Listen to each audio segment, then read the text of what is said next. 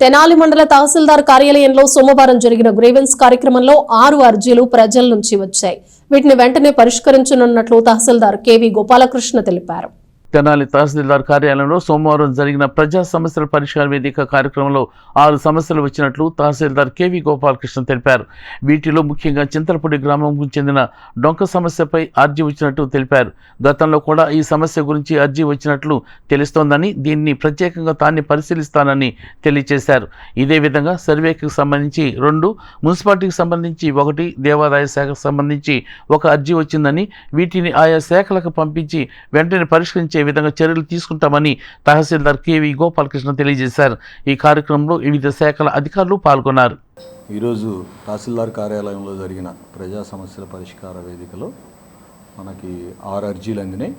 అందులో ఒకటి చింతలపూడి గ్రామస్తులు, దుగ్గిరాల మండలం చింతలపూడి వాస్తవ్యులు డొంక ఆక్రమిస్తున్నారు, కొలకలూరు వారు అని చెప్పేసి ఒక గ్రీవెన్స్ ఇచ్చారు. దీని మీద గతంలో కూడా ఏదో ఫైల్ ఉన్నట్టుగా తెలుస్తుంది. దీన్ని స్వయంగా పర్సనల్ ఇన్స్పెక్షన్ చేసి పరిష్కార మార్గం వెతుకుతాము.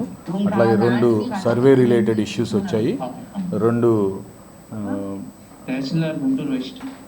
సర్వే రిలేటెడ్ ఇష్యూస్, 2 మ్యూటేషన్ కోసం వచ్చాయి. ఒకటి పెన్షన్ కోసం వచ్చింది మున్సిపాలిటీలోది, అది మున్సిపల్ కమిషనర్ గారికి పంపిస్తాము.